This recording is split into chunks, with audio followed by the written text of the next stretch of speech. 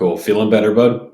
Yeah, it's interesting. I still got this like weird nasally thing and then this cough that's been going on. So I might have to cough a couple times while we're talking. I don't know what it is, but I go back to like spiritual stuff more than anything. Like different stuff that's going on. Who knows what it is? I've been thinking deeply about it, but ultimately, it's not necessarily about thinking. It's about just accepting that whatever it is that's going through me, it's going to process, and I'll be coming out of this feeling more relieved. And I also go back to just different toxin overload things that allow my body to process whatever it is. Because I had a lot of traveling recently, met a ton of new people, was in a different country with Costa Rica and Mexico, and it's a lot for the body. So it's a multitude of things, but feeling good about it. Feeling good.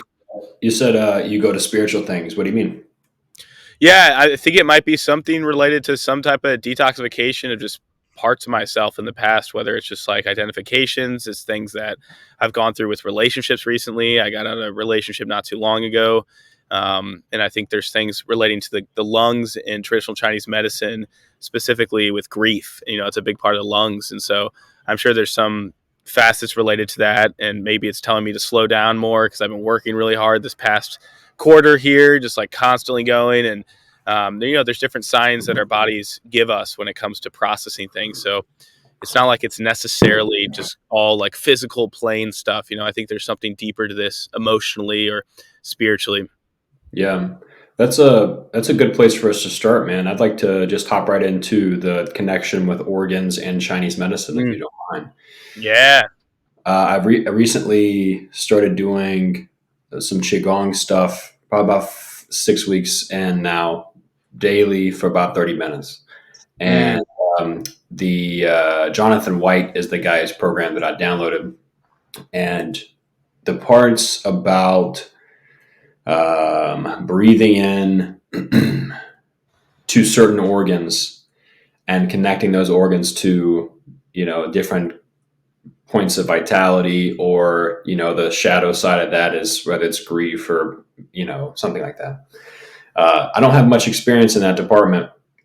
Maybe you've got some explanations or some experience that might be helpful for myself and the listeners to understand the world of Chinese medicine a bit better. Yeah, it's wild. I mean, what you're referencing specifically is sexual kung fu, right? That's some of the pieces of that. Yeah, maybe we can go into that in a bit. But ultimately, with qigong, I mean, what is qigong? If we break that down to start, like qi is energy, gong is practice. So it's basically practicing and cultivating energy however you can. So Is that the um, direct translation? yeah, it's like a super simple translation. It's basically anything with the word gong. That's why, or even if we look at kung fu, it's kung and fu together basically means long time or investment in time or energy doing something, right? So it's a practice. It's something you get good at over time. So sexual kung fu is basically working on your sexual energy. So that's basically the simple breakdown of it. And qigong is a very simple practice too. That's what it means. It basically means energy practice. It's something you're doing all the time at every moment throughout the day, but you can do it more intentionally through the diaphragmatic breathing, just calming down the overall intentionality of the breathing, and the visualization practice tied to it as well, and the movement tied to it. So it's all three of those things coming in conjunction. So that's awesome. You've been diving into qigong. It's been huge for me the past several years, doing more of a novice kind of level with it, but just really experimenting with what the body can do. And it's cool how you bring up the organ connections to things too, and how we were just diving into that, because that's one thing. If we connect to these certain regions of the body intentionally, whether it is through breath or massage or even just mindfulness, we can begin to heal these regions more so. And we all carry different energies throughout our body in these different energy pathways, right? And so that's why there's chakra systems, for instance. We have the root, we have the sacral, go up to solar plexus, up into the heart, up into the throat chakra, and then we get into the third eye and the crown. So as we breathe up, we can channel this energy upwards, and so that all connects as well to these different regions through the organs. Like I mentioned the heart, we mentioned the throat, so that's related to a lot of things with the thyroid function, because we have a lot of things going on there with that. When it goes down to the sacral region and the root, that's related to our sexual organs, and so breathing into those regions can help out with the healing process through it and give energy to those areas that may be stagnant. And stagnation is disease. In Chinese medicine, stagnation equates to disease. So they have an old Chinese proverb that's really cool, which is basically, if you open up a gate on and off consistently, there's not going to be rust accumulating in that area. If you see the sap coming from a tree, the sap dripping from a tree that symbolizes the tree is alive. The second it stops moving, the tree is dead. So there's these little proverbs that give us signs throughout nature that are really magnificent. And the same goes for us, and constantly moving, shaking throughout the day, mobilizing, breathing intentionally. Um, and to bring it all together with the organs, we were just referencing how I'm having a little bit of phlegm and kind of like this tightness in the chest, a little bit more of like a brief cough throughout the day, like just having this little tickle. Something's going on with detoxing the lungs. Demonstration right Right? there. Isn't that funny? Just getting that down. I actually felt the slight itch. I was like, I might as well take advantage of it while I'm talking about it. So it's like perfect timing to clear it up. Right. Yeah, the lungs go back to grief, which is interesting, and it makes sense. I mean, if we're holding in this energy of the past and we're in turmoil of the past, we tend to hold a lot of issues in the lungs, right? And a lot of people end up having lung issues later on. And then we look at areas, let's say the liver, for instance, it's coordinating to anger. So if we have a lot of anger, liver issues can arise. There's a lot of storage of anger there. That's deep in my family, a lot of liver issues, and I can see that for myself as something that's risen up in times that I've shallowed down the anger and have transmuting it. Then we have things related to the kidneys, which is relating to fear. If we're fearful or worried about something in the future, anxieties, that is typically coordinated to the kidneys, which directly relates as well to the prostate. Prostate and the kidneys work together. So this is another reason why a lot of guys who get older have prostate issues. They have urinary issues too, where they're like trying to pee. They keep having the stop and go energy, or they're waking up in the middle of the night like, man, I got to go all of a sudden. The bladder's kind of telling me I got to go. There's pressure from the prostate that's inflamed relating to the kidneys, and the urinary tract. So all these things are connected. And that's what I've basically been so enamored and inspired by over the past 5, 6, 7 years of just studying this stuff. Is it's just so interesting to see the interconnectivity and the spider web effect of everything in nature and our health, because nothing works linearly. Everything's interconnected. Yeah. Let's finish this part about qigong, or maybe it ends up being the entire conversation. Yeah, man, qigong's been really interesting. Like, I don't know, it's been like kind of interesting to practice. Recently, I've been like this weekend. I was like, okay, maybe the whole sitting, breathing through your feet. When I do that, one part of me goes like, you can't breathe through your fucking feet, bro. Like that. And, like that's one part of me. The other part of me goes like, let's just play with it. And then I asked my brother, I was like, I'm confused here because on one hand, I know I can't breathe through my feet. On the other hand, this shit's working. Right.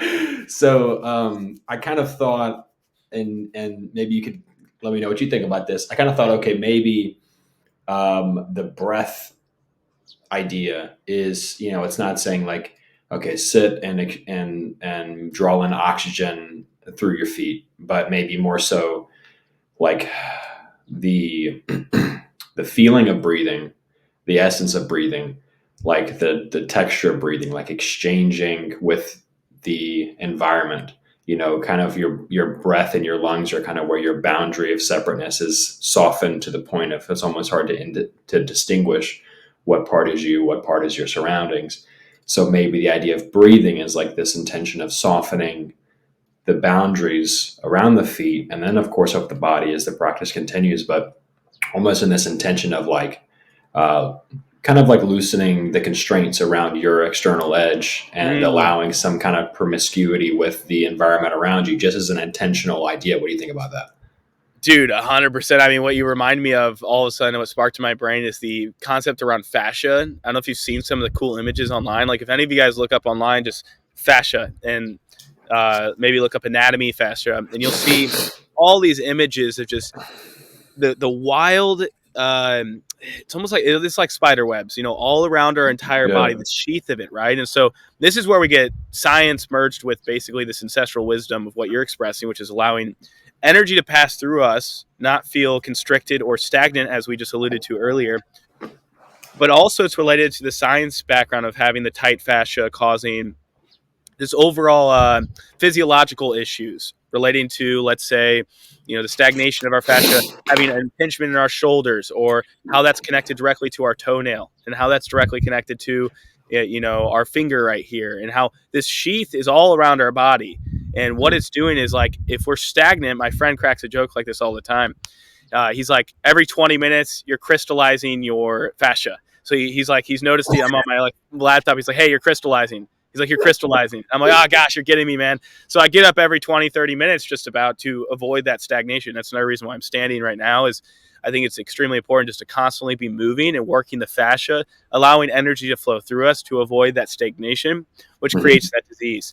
And then we can get into the sciencey ways of, this is also going to improve your lipid peroxidation, your ability to process lipids and fats more effectively, to process sugars more effectively because you're using and moving the body in that format to help out with insulin sensitivity, so you aren't having diabetes later on in life, right? But more importantly, it's all related to the fascia being moved, and what you mentioned there is like the connectivity of it. It's like, okay, I'm breathing through my feet. How does that make any sense? But at the same time, it makes complete sense. It's the weird dichotomy, right? Because what you're doing is actually taking the intentionality of the breath, and you're quite literally, when you close your eyes especially and do this and cut off the outside environment, you can center your awareness inward. You can quite literally take that breath and transmit a form of healing and energy to that area of the body. And it's typically only done to that intentionality of bringing the body inward by closing the eyes. It's a lot harder to do when you open your eyes and see this outside world. But it's cool because, yeah, you're quite literally able to expand energy in that area. It's not necessarily like, oh, I'm breathing and the lungs are expanding and somehow reaching the toes. It's not like that. It's more of an energy frequency. You're casting that way, right? And they've proven this too. Anything we think about, nothing is linear again. Everything is connected to Christ consciousness, collective consciousness, that the very thoughts I think today and the very thoughts I continually think will program my reality, right? You literally attract what you think. And so the same goes for what you just thought here is thinking about your feet going into the earth and connecting to the earth and feeling grounded with it. It's going to help you in so many facets. Yeah. One of the areas that's been really helpful for me is in the sexual domain.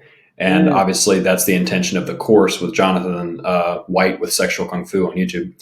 Have you taken this course? I have not, but I'm familiar with him. Yeah, we've connected a bit. Cool. Yeah. How has qigong, and maybe if you want to add in just the lifestyle at large that you represent, how has that impacted your relationship with sexual energy? Oh man, immensely. Because the more you're aware of how energy is not just this single faceted thing, once you realize it's multifaceted, it becomes something that you can connect to, in a way that's not like, basically, I'll simplify it this way. What is sexual energy? Well, it's creative energy. It's basically every single thing on this entire planet. The birds, when they're chirping outside, sexual energy, right? They're literally talking to each other to be reproducing and creating more life force throughout the universe, right? What is the plants when they're germinating each other through the air with the pollen? That is sexual energy, believe it or not. What is every single thing we are looking at on this entire planet? It's sexual energy. There's two to tango type thing, right? We need two to tango. We need, uh, there's feminine and masculine. It's yin and yang. It's life and death. All of it is considered sexual energy in my eyes. And that's what actually the ancients believed too, as well. Like the Taoists and whatnot, they believed that that's the key facet to the universe is divine duality creating unity. And so when we have, yeah, what do I mean by that?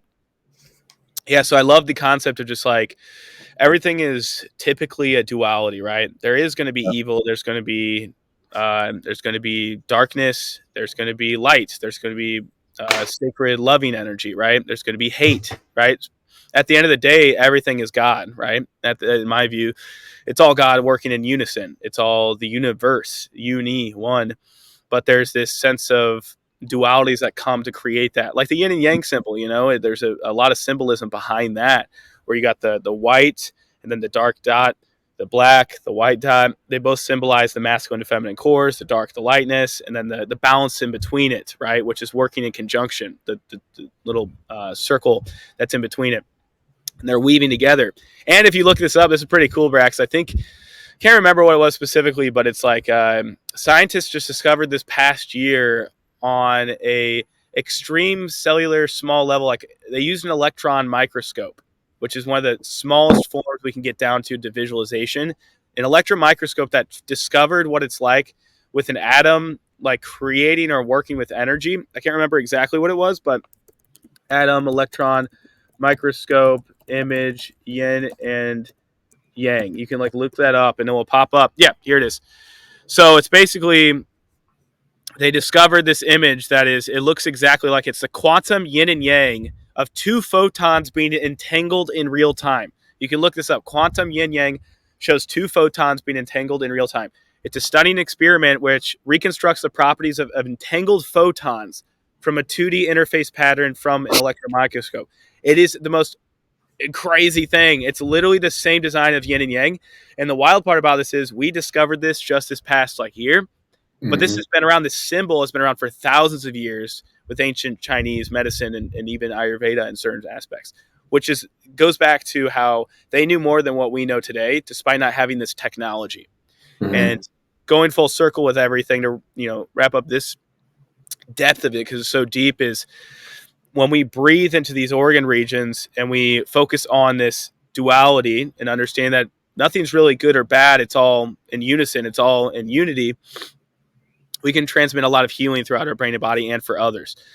One thing that was interesting you brought up with the sexual kung fu stuff is breathing into the balls is a big facet of that, right? So breathing down into like the perineum, almost below the body, past the, like even below the sacral root region, going even below that.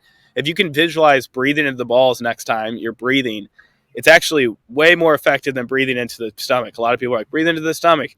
If you begin to breathe a little bit lower, it's amazing what Mm-hmm. it can do. And the same could be said when you're breathing higher.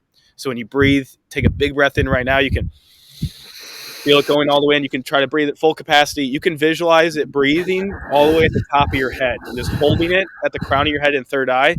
You can quite literally feel the breath if you're very intentional with it, all the way full expansion, holding it at the very peak, maybe sipping a little bit more air and just holding it and clenching out at the root. You can feel the pressure increasing at the third eye in the crown. Everyone feels this. Why is that? Well, because you're quite literally changing the energy within you and breathing it upwards. You're not actually just breathing into the lungs. And that's the problem, I think, today is everyone's like, breathe into the lungs. It's like, well, how about we breathe into our fingertips or our feet like you did, like that kind of concept. It expands where you're bringing that energy in to your body. Yeah. All where the intentionality starts. It's all with the mind. The phrase that caught my attention, it was divine duality creating unity. Um, what is your understanding of that phrase, and how does it relate to sexual energy? Mm. So with sexual energy, yeah, going back to that, that was one thing I went on a tangent there. Okay, bro, bring it back. Yeah, basically, how do we, for instance, just create a new plant? It requires a seed. That seed gets produced, however, from the pollen germinating or basically having sex. The male pollen goes on Baby, you to, want to germinate? yeah, Baby, feeling like germination. let's get some germination going, baby. It's interesting, though. It's like when we look at plants, like I look at like cannabis, let's say. In order to grow the cannabis, it has to be a female plant that produces it, just like a mother would be, right? Or we can even take it to where it's a fruit from a tree as a good example too. The pollen is literally the semen of a man that goes through the air and it lands perfectly on the feminine part of the plant Mhm. that allows it to then germinate, or basically it's like the first blossoming effect of the semen touching the egg of the woman. And at that very moment in time, you start developing this life force. So there's an electrical spark that occurs right then and there. There's actually light that is produced. And this is actually proven in science that the second the sperm touches the egg in a woman's body, there's a quite literal visible light spectrum spark that happens, which is wild to think because that's everything in the universe, the stars, it's all a spark, it's all light energy at the end of the day. It's all vibration, which creates the light as well. So everything is vibrational. When you connect these two vibrational energies together, you create life.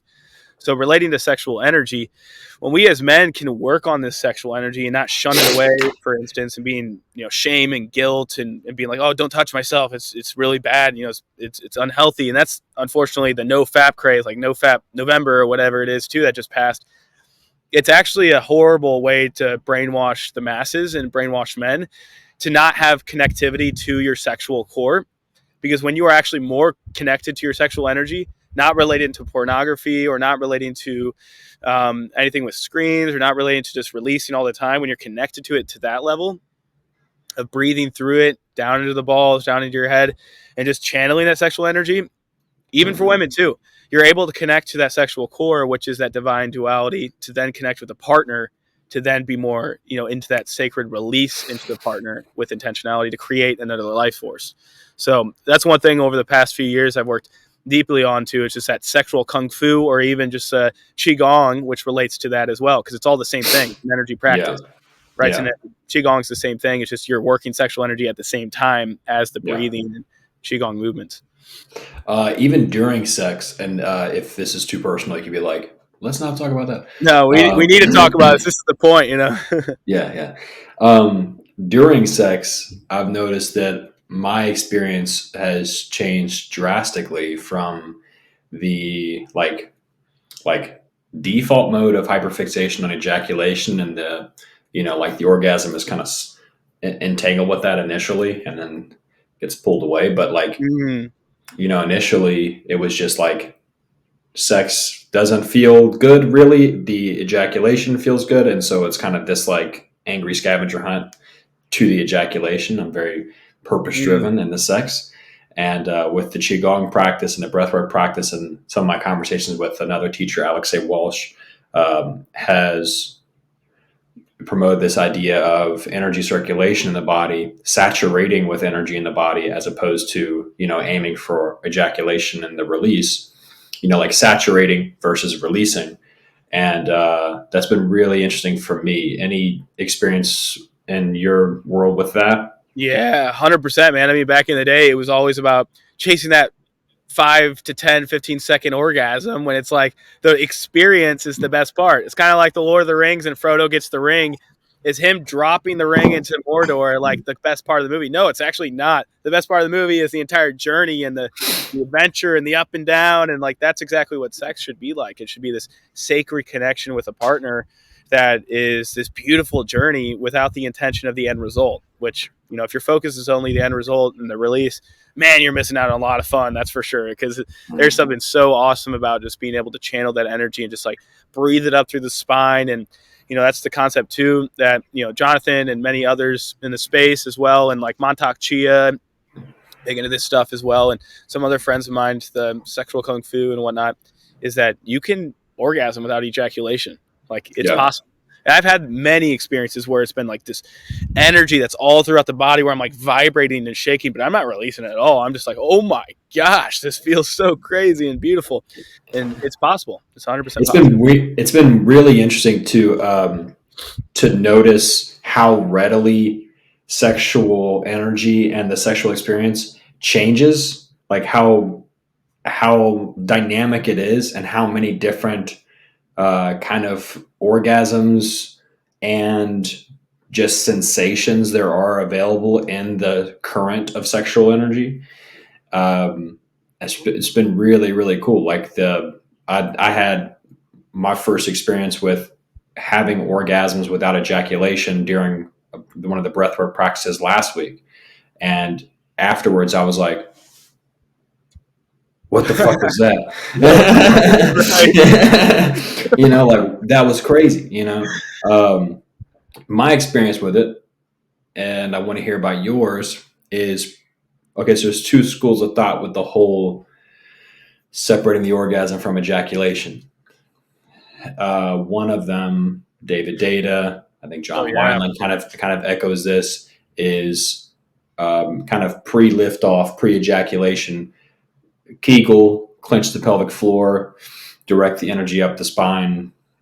I haven't experienced anything like that. That hasn't been my experience, but that's one way of doing it. The other way of doing it, which I've learned from Jonathan White, is just this continual deep relaxation of the pelvic floor. Yeah. Just stop, essentially training out that reflexive mechanism in the pelvic floor to ejaculate, just training that out to where you're able to experience these waves of beautiful pleasure in the body without that reflexive and then Yeah. ejaculate, Yeah. just like the genital sneeze, So what have you found more success with in your own practice? Exactly what you expressed, Rax, like 100%. Like my thing is like the continual wave. It's like, oh my god, I feel so good. It's like it's still Yeah. going though. It's a wave. It's a wave, and that's what energy is. It's all a wave, like frequencies and vibrations. So it's a wave that casts up and then it slowly slows down. But it doesn't get Real to that quick, point. Yeah. Real quick, sorry. That's a really interesting insight that I've discovered in this practice is the natural wave-like quality of my Yeah, pleasure in my body because normally it's just like, trying to feel better all the way to ejaculation and then just trying to ride that edge. yeah, And this one is like just amazing, really great feelings of pleasure. And then naturally, I found it goes down, and the ability just to patiently allow that kind of like return to baseline, just soothing out, being okay with the pleasure going away for a minute, like yeah. it's all right because it comes back. It's a really nice, that's my experience too, that pleasure has a natural waveform to it. So, anyways, sorry, back to your No, experience that's with. awesome, and that's so true. It's like, and you don't like. I like to say, don't go past like even 85% intensity. Like just right around that 90% even gets a little too far for some of us. So I always recommend like that 85, maybe 80% intensity, and just ride that wave around that intensity of 85, 80%, 75%. Because if you're at that intensity of like, oh wow, this feels really good, I know I can last for a little bit more. But the second you start going over that 75, 80, 90%, it starts getting to that point of no return where you're like, oh gosh, I'm trying to clench, don't do it, don't do it. And you don't even enjoy the orgasm at that point because you're in your head, right? Do And you those, think Do you think that it's because your intention goes at a certain percentage of arousal, let's say 0% to 100% is ejaculation, then at some percentage your attention goes away from the feelings of pleasure and enjoyment and moves into like this do not come mission, and so that's why you lose the ability to even surpass that level of pleasure? absolutely, I think it's a big part of it. Also, it's just a primal urge to just releasing, which is completely normal. I think it's also just a human urge of just like reproduce. Like, okay, now it's at the point you've had your fun, and to be honest, like to be able to consciously, quote unquote, masturbate or consciously channel your sexual energy. I like to use that way more. Like cultivating sexual energy sounds way better than the word masturbate. In all honesty, masturbate kind of sounds like either just like very like ape like. It doesn't sound very like conscious. Um, so yeah, I think it's just like a normal primal urge to want to release once you approach that like 90 plus percent, 85 plus percent, because your body's just naturally wanting to create more babies. Like that's a big part of it.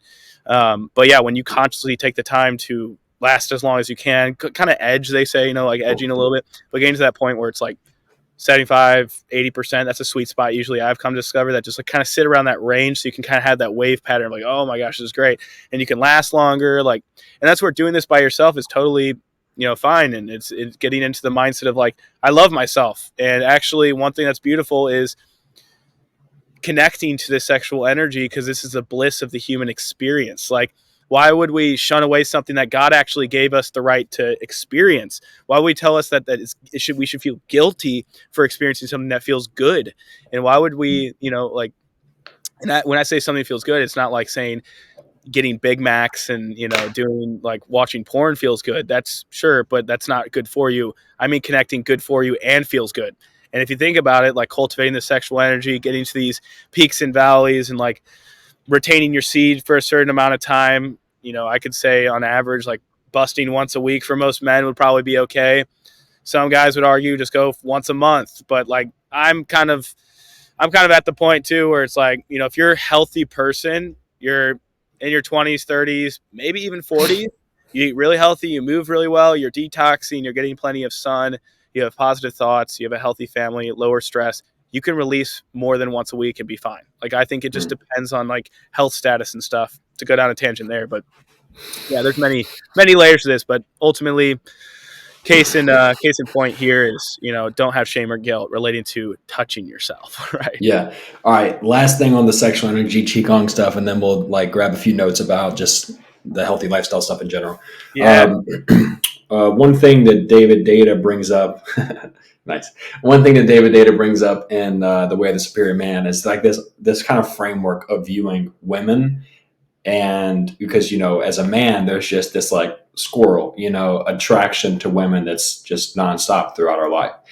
And he mentions this kind of this chase that we get into, and then we get to the woman, and as enjoyable as it is, there's always this kind of transient nature, kind of this smoke and mirrors aspect to our sexual conquest. And the thing that he describes in the book, are you familiar with the book? Oh yeah. Oh yeah. Very Okay. familiar. Okay, cool. So one party talks about essentially essentially seeing it like this, that uh, women represent in physical form this this energy in your body, like this really blissful, orgasmic, pleasureful state in your body.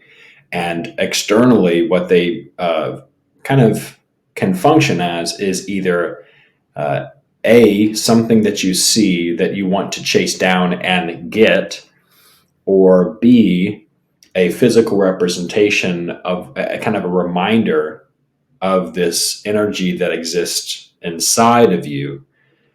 And so you can either choose to interact with women and feminine energy as something you chase down from the world, trying to get enough of, or instead you can use women and sexual energy as a reminder of the bliss and ecstasy that you already feel inside.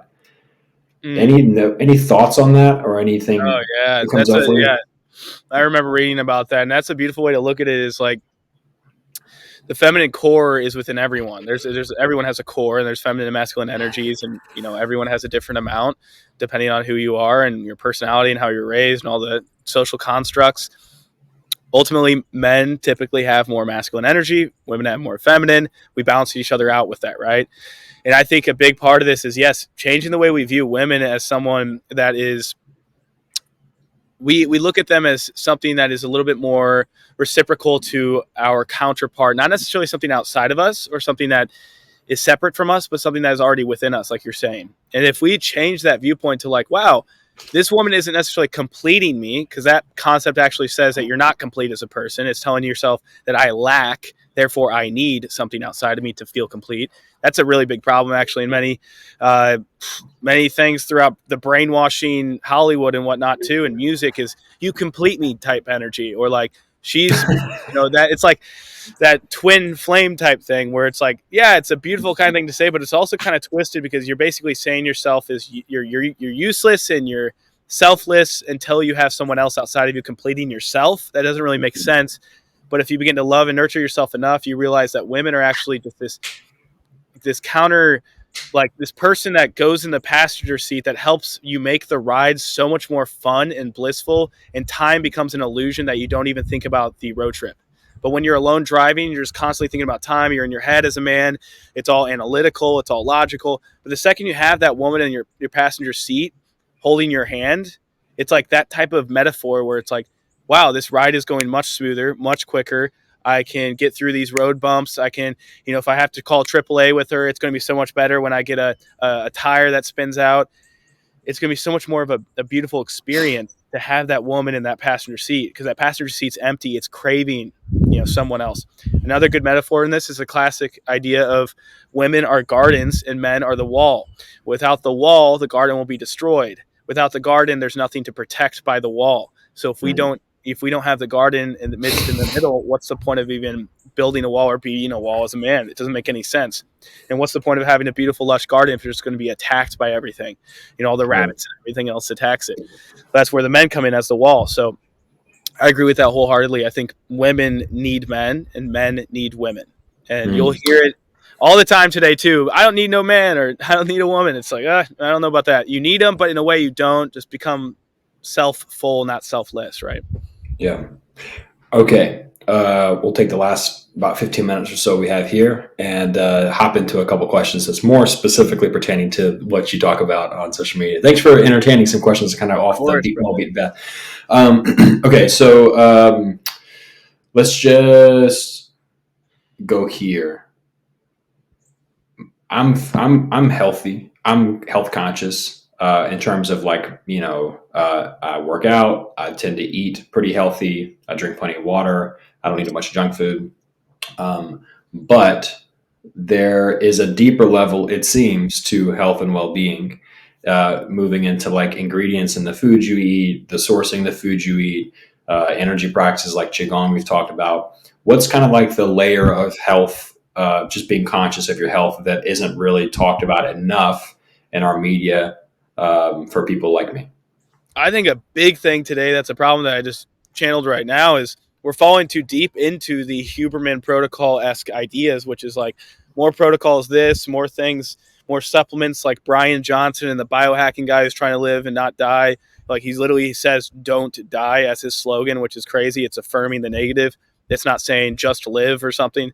I think it's falling into a lot of these protocols, dude. All these mainstream health things that are coming up left and right, from Austin bros starting podcasts, and it's like, Austin Bros. yeah, dude, like Texas, Austin, like it's like crazy. All I see is these guys popping up left and right that act like they know what they're talking about with health, when it's, in all honesty, like doing the ice baths all the time, having your specific protocol to wake up at the same time every day, the next obsession of your Whoop band and seeing how your sleep score was, the next obsession of the next supplement that can fill in this gap of your cortisol and helping testosterone, because Tonga Ali is going to save your life, and ashwagandha. That's actually the biggest problem I see today is a lot of men think they're healthy because they're doing all these random things. They're doing a lot, but they aren't doing like being. And it's not just for men. This goes for women too. I see women falling in the traps all the time of all these things outside of them that they think is helping, but it's a form of mass media brainwashing that is not going to help people get to the root cause of healing and the ultimate thing, which is going to help, which is silence, silent retreat, meditation, and having a sense of purpose.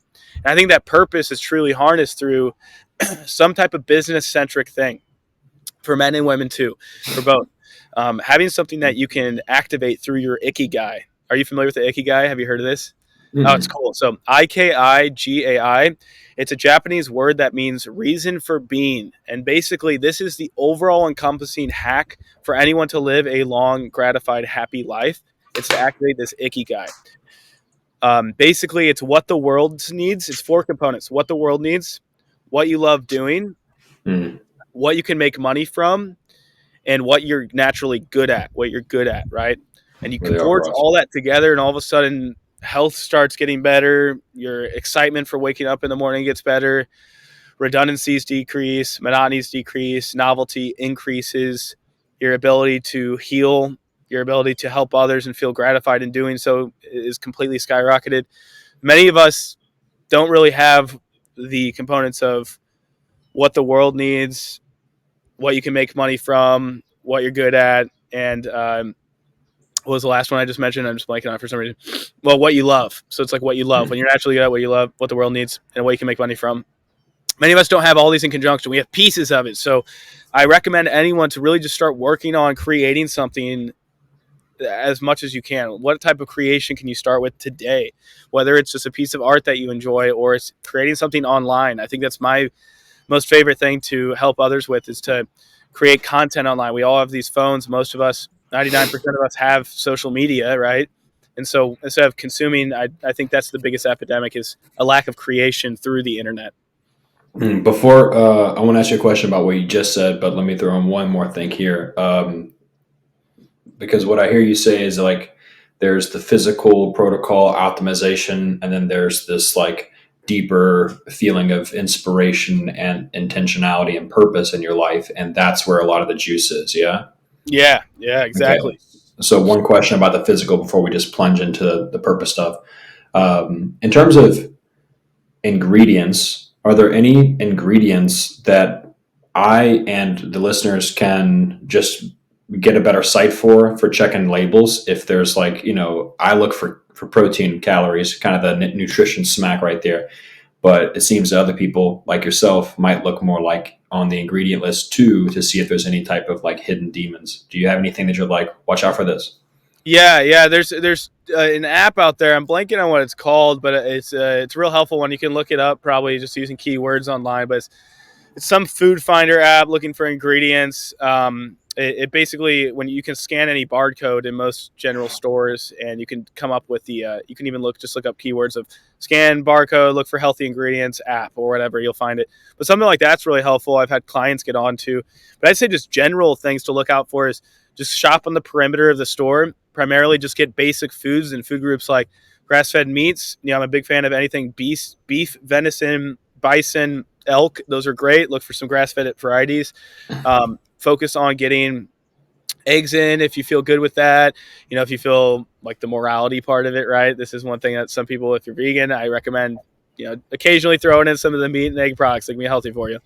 Coconut's great, any coconut varieties, avocado, raw honey, fruit of any kind that's organic. If you just stick to those major foods right there, you're going to have results. And ultimately, like, enjoy your snacks here and there, but for the most part, like, just combine foods in a way that tastes really good. You don't have to eat them in isolation. Like, if I just ate beef, it's pretty boring. But the second I start dolloping some honey on top with some salt and some herbs on the side, like rosemary, it tastes amazing afterwards. And olive oil dripped on top. Like, find simple things that you can stick to and just keep those consistent meals every day, right?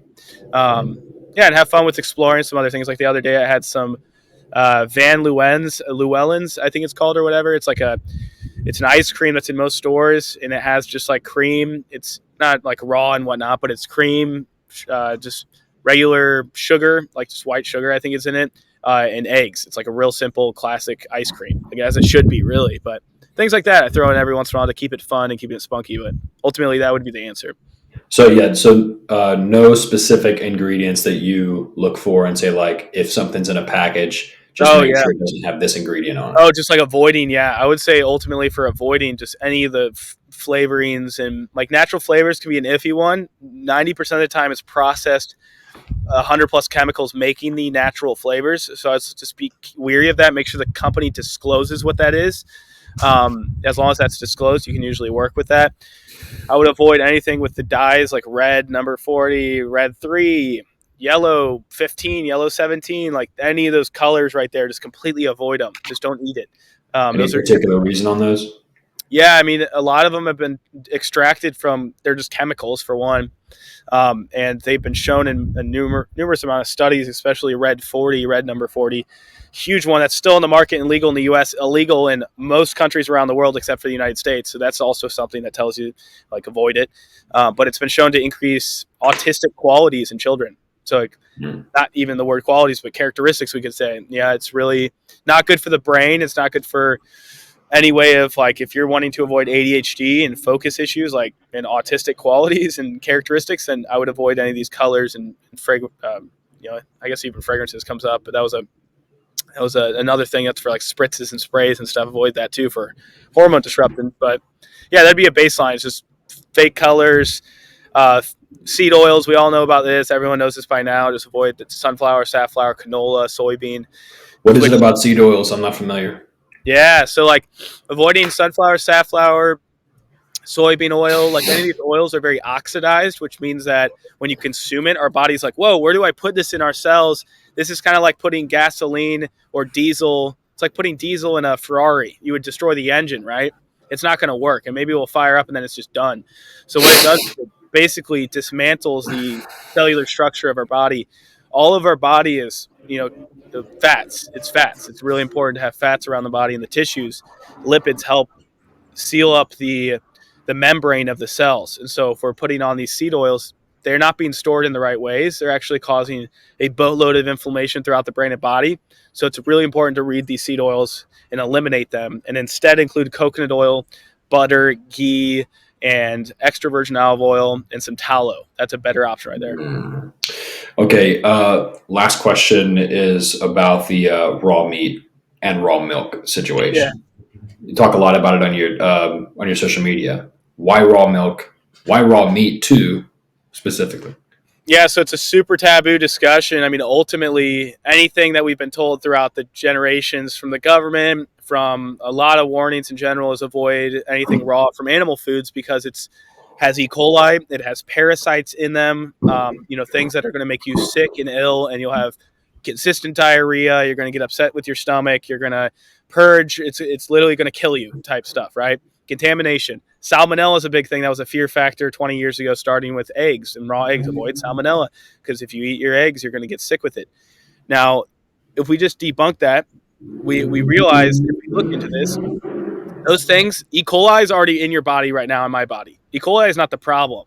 Parasites in your body, in my body right now. Parasites are not the problem. So what's the problem exactly? It's poor resourcing that causes these things to be contaminated with these things, right? It's poor resourcing, poor quality, and poor management that is related to when they're processing these things.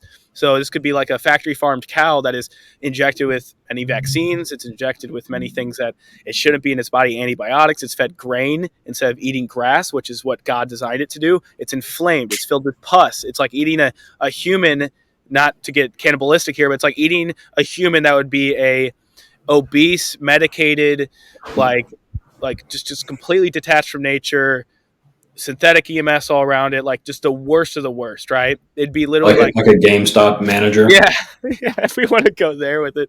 But yeah, like really bad, man. It's really sad actually. And so when we switch to quality grass-fed regenerative processes, local if possible, same with the eggs, like chickens that are very happy and they're roaming around in their fed diets that are meant by God. These foods have been eaten like this for thousands of years. So what had this turn of the century? Don't eat this. I don't understand. So I questioned the authority of this 14 months ago, and I began just eating a little bit more raw beef. I ate ground beef. I ate some of the cuts. I started slunking some raw eggs, and over the past Just like from sorry, go ahead. yeah, no, I mean over the past 14 months, I've had over 1,000 raw eggs. We can say because on average about like 5 to 6 a day. I've had about a pound. I've had about 3 pounds on average of beef a week, so we can add up and do that's around 1,000 pounds, around a year, which is crazy. Oh, right now 1,000 pounds. What would that be? That'd be 150. Yeah, it's like 150 pounds of meat. So that's it's not even a full cow, by the way, to give a perspective on that. So it's also very ethical if we actually look at the grand scheme of things. A whole cow can feed your family for an entire year, to give you a perspective. But yeah, I mean, all these things, man, they were taboo. Raw milk, they're going to make you sick, but pasteurized milk. What's about raw milk? What is it about raw milk? They say pasteurize it. They say heat it up, kill the enzymes, kill the vitamins, kill most importantly the bacteria, which is bad for you. But what is most important that we hear too on the other side? Kimchi, sauerkraut, fermented foods are good for our gut. They replenish the bacteria in our gut. So is it really bacteria that's the problem that's making us sick? Or is it the wrong bacteria and the dysbiosis in the gut already, in the terrain that's unhealthy in people? Because if we actually question the narrative, we tend to realize that they are all lies. And then the thing is, it's like I began to start slow eating, like, 3 ounces of it. It's like, oh, interesting. Got out of the mindset this is going to make me sick. And over the past 14 months, I've noticed better digestion. I can eat a pound of beef, feel much lighter and more hydrated than eating a fully cooked, ground beef mince or whatever. There's more hydration in it. When you start cooking meat, you decrease the structured water within it, right? So you're incinerating it. It's getting off it. It'd be like cooking your fruit and saying, I'm hydrated and healthy from this fruit, but I just completely cooked it, right? So you just removed all the water from it. So ultimately, it's one of those things that I explored the past 14 months, and it's been a journey, man. And I think it has some efficacy. I don't necessarily tell people to do it. I just say, question authority and begin to take the right steps to see if it feels good. Yeah. Well, I appreciate your time, man. I know you got to bounce. I'm going to go ahead and cut it here, though, so we can make sure this recording gets a chance to load. So appreciate you guys listening to this episode. Thanks for tuning in. And Christian, thank you for your time. I appreciate you, man.